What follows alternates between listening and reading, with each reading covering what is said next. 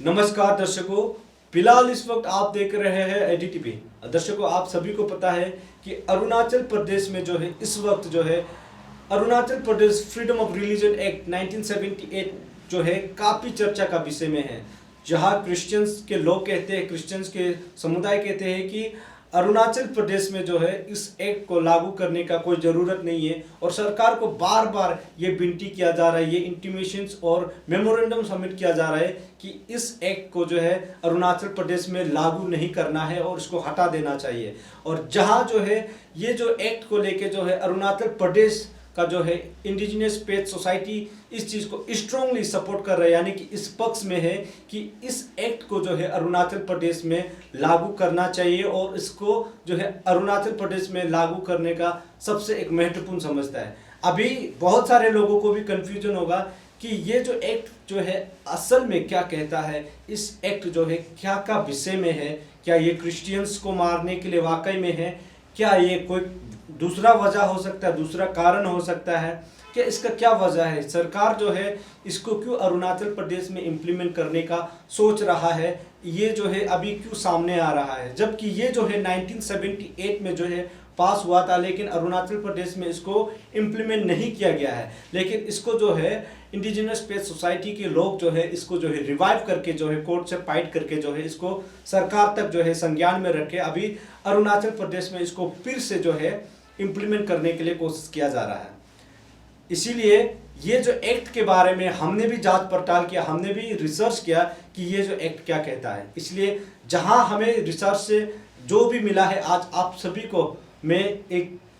Detail में बताने के लिए कोशिश करूंगा, तो आप ध्यान से सुनिएगा। सबसे पहले बात, ये एक्ट जो ये कहता है कि अरुणाचल प्रदेश जो है फ्रीडम ऑफ रिलीजन एक्ट ये कहता है कि कोई भी इंसान जो है किसी को धोखेधड़ी से हो या फिर किसी को बहला फुसला के या फिर किसी को ब्राइबरी से जो है आप जो है कन्वर्जन नहीं कर सकता है। एक्ट का पहला पॉइंट ये है। अभी इस एक्ट के अंदर में बहुत सारे टर्म्स एंड कंडीशंस हैं,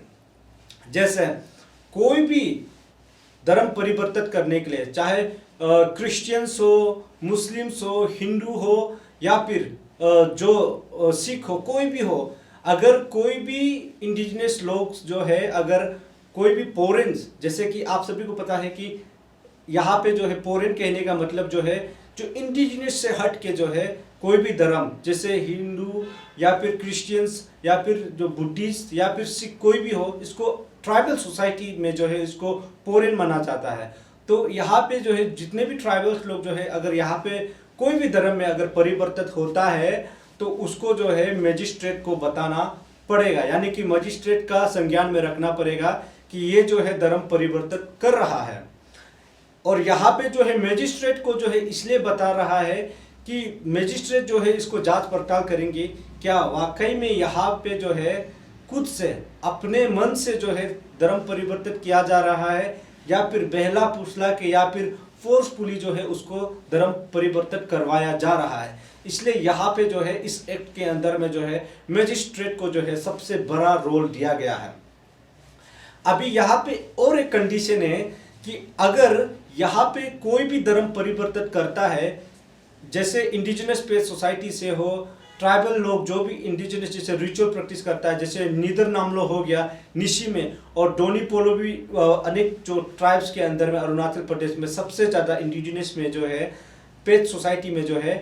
डोनी पोलो को सबसे ज़्यादा मानता है। तो वहाँ के लोग अगर कोई हिंदू में चाहे या फिर क्रिश्चियंस में चाहे या फिर बुद्धिस्ट में चाहे या फिर सिख में चाहे या फिर कोई भी मुस्लिम में हो, अगर कन्वर्ट करना चाहते हैं तो उसको जो है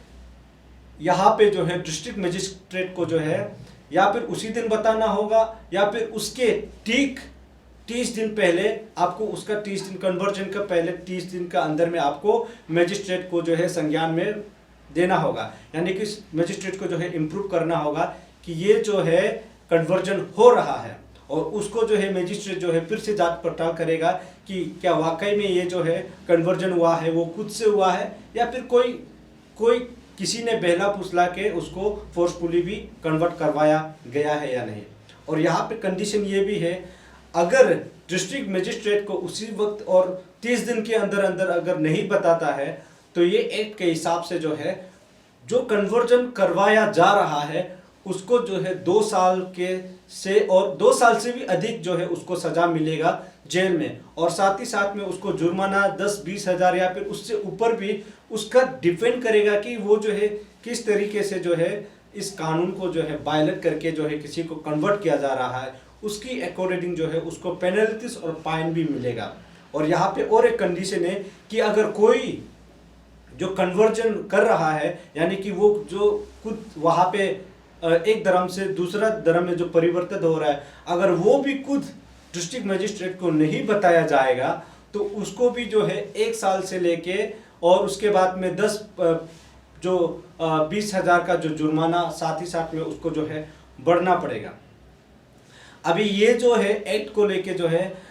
अरुणाचल प्रदेश में जो है जहाँ क्रिश्चियंस लोग कहते हैं कि यहाँ पे डिस्ट्रिक्ट मजिस्ट्रेट को जो है इन्वॉल्व करने का और ऐसे एक कानून बनाने का क्या मतलब है। यहाँ पे जो है एक कारण जो है सबसे पॉइंट जो है गौर करने वाला बात ये है कि उस एक्ट के अंदर में ये लिखा है कि कोई इंडिजिनियस पेज सोसाइटी के अंदर में कोई भी जो है सब यानी कि सब रिलीजियस प्रैक्टिस या फिर रिचुअल प्रैक्टिस अगर किया जाएगा, जैसे कि नीदर नमलो जो है वो डोनी पोलो के अंदर में आता है, लेकिन उसका भी अलग अलग प्रकार है। अगर वो उसके ही अंदर में अगर कन्वर्जन किया जा रहा है, यानी कि इंडिजिनियस पेज सोसाइटी के अंदर का जो कल्चर का अंदर में जो है अगर कन्वर्जन कर रहा है तो उसको जो है ये एक्ट यानी कि अफ्रा एक्ट यानी कि Arunachal Pradesh freedom of religion act जो है उसको लागू नहीं करता है, यानी कि वहाँ पे जो है डिस्ट्रिक्ट मजिस्ट्रेट का रोल नहीं है। यहाँ पे गौर करने वाला बात है। लेकिन अगर यहाँ से जो है इंडिजिनस पेज सोसाइटी से हो या फिर अदर रिलीजन यानी कि क्रिश्चियन से हिंदू में हो, हिंदू से क्रिश्चियन से हो, या फिर मुस्लिम से बुद्धिस्ट, बुद्धिस्ट से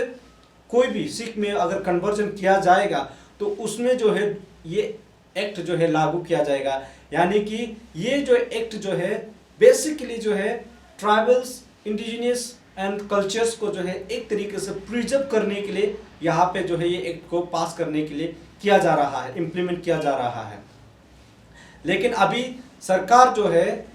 ये चीज़ को देखते हुए कि अरुणाचल प्रदेश में जो है ट्राइबल पॉपुलेशंस तो है, लेकिन यहाँ पे ट्राइबल्स का जो है एक कल्चर्स को लेके और रिलीजन्स को लेके यहाँ पे बंटवारा है। यानी कि यहाँ पे अरुणाचल प्रदेश में जहाँ 80% जो है क्रिश्चियन डोमिनियन है और जहाँ जो है जो कि खुद ट्राइबल तो है लेकिन 80% जो है क्रिश्चियंस जो है क्रिश्चियंस रिलीजन मानते हैं, और जहाँ ट्राइबल भी है लेकिन वो जो है रिचुअली जैसे डोनी पोलो हो गया, नीदर नामलो हो गया, वहाँ पे जो है रिचुअली प्रैक्टिस करता है। यानी कि 20% भी नहीं होगा, उसमें भी सब डिवाइडेड होगा, क्योंकि बाकी जो धर्म को अगर हम डाटाबेस में देखा जाएगा जैसे हिंदू है, सिख है, बुद्धिस्ट है, मेजोरिटी यहाँ पे बुद्धिस्ट भी है। तो इस प्रकार से जो है 80%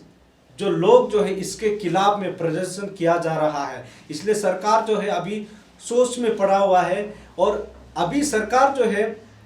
यही बताया जा रहा है, सरकार जो है अपने तरफ से जो है ये बोला जा रहा है कि ये एक्ट को पास करने से पहले या फिर इम्प्लीमेंट फिर से रिवाइव करने से अच्छे से इम्प्लीमेंट करने से पहले यहाँ पे एक बैठक बैठाया जाएगा। यानी कि अरुणाचल प्रदेश से जितने भी प्रिस्ट है, जितने भी पास्टर्स है, जितने भी जो लोग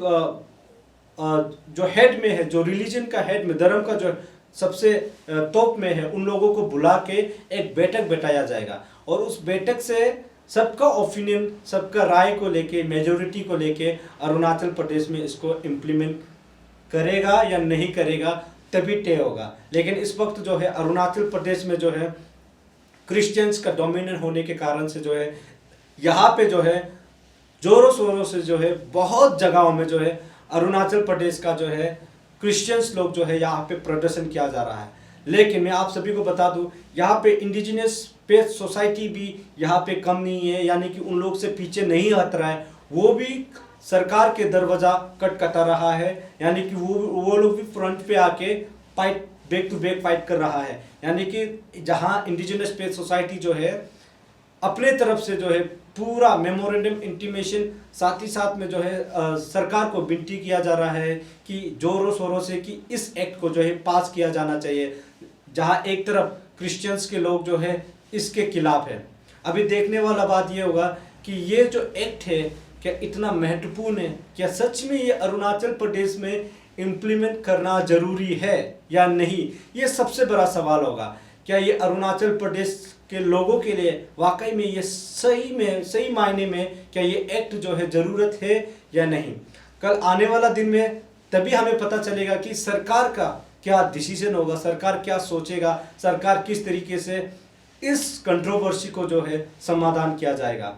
इसलिए हमारे साथ में यहाँ तक बने रहने के लिए बहुत बहुत धन्यवाद। और बाकी जैसे ये सरकार के बाद में जो भी रिजल्ट आता है हम आप तक पहुँचाने के लिए कोशिश करेंगे।